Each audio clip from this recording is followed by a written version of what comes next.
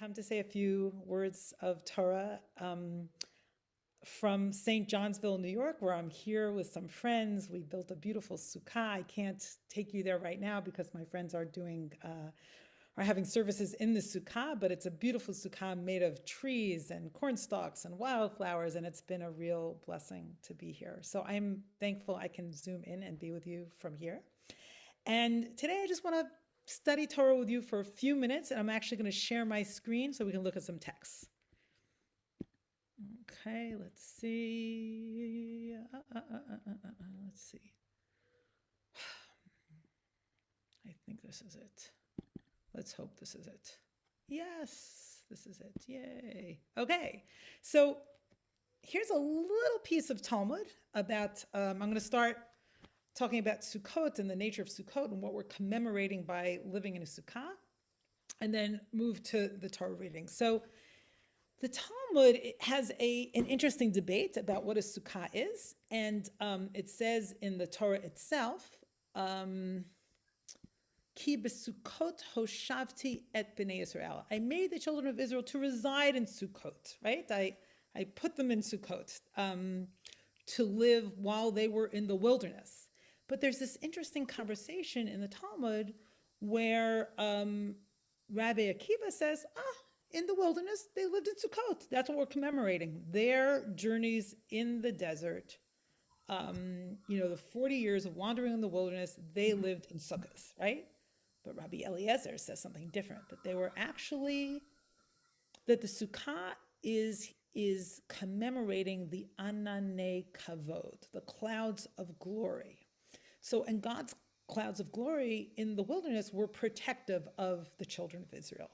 So on one hand, we have the image of a sukkah, this flimsy hut, which is really not very protective at all, and it is all about fragility and vulnerability. On the other hand, we have these clouds of, God's glory that are powerful and protective. So what's going on here? Okay, so put the question aside. We're going to look at the Torah reading for a couple of minutes, and then we're going to come back to that question.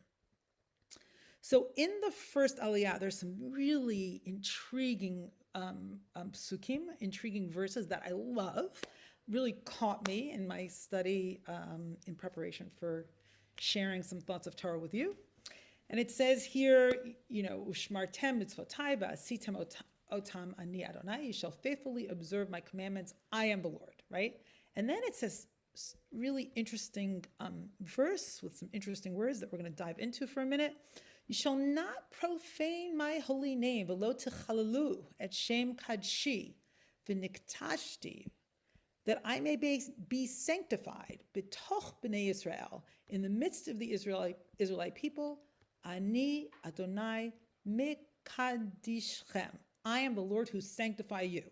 So there's a lot of this verse is full of the verb holiness, right? Kadshi, v'nikdashti, mikadishchem, right? So 3 times. And this other word, tichalelu. So that's what I want to dive into for a minute, this word tichalelu. So chol means profane, like chol hamoed of the holiday are the non-holy days of the holiday as opposed to the chag days, which we're in right now. So let's look at the word chol for a minute. Very interesting. The word halal means empty or to empty out, right? The verb can mean to empty out. Halal also means a corpse, perhaps empty of soul. In contemporary Hebrew, halal means outer space, right? Israelis refer to outer space using the word halal. Khalil is also a flute because it's holy. A chalulim can refer to a person's inner cavities. And we just talked about chol. So what does it mean to profane God's name, to empty it from holiness? Like, how do we do that? So I want to go to the next verb, and this is not a comprehensive answer, but just some thoughts. So it says here in the next verse that God is the one, right? The last verse ends on, I am the Lord, Ani Adonai, Adonai mikdashichem. I'm sorry. Hamotzi etchem me'eretz Mitzrayim, lihiyot lachem le'elohim, ani Adonai. That's the next verse. So who is God? God is the one who takes us out of Egypt to be for us a God. Now, we're taken out of Egypt. It's such a position of vulnerability, right? God gave us everything by taking us out of Egypt, right? That's when we became a people, an That's when we became free. Before that, we just lived in the narrow straits, not as free people, right? We really, really had nothing. And to understand, I think, that God is the one who took us out of Egypt, we need to be in a sort of state of consciousness of vulnerability, right?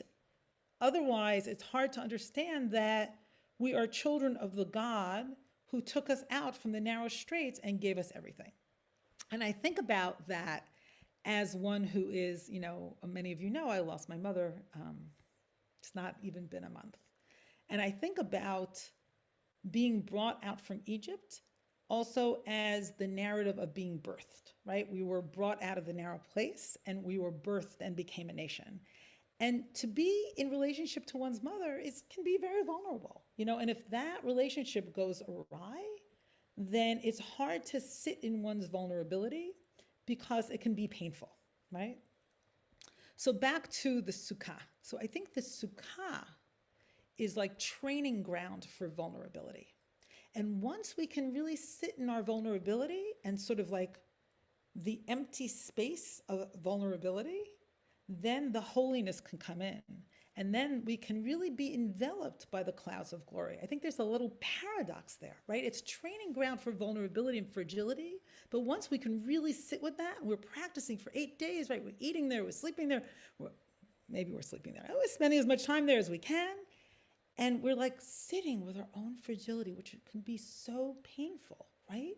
And yet it can be so beautiful and can allow us to connect to one another. So one more thought about that.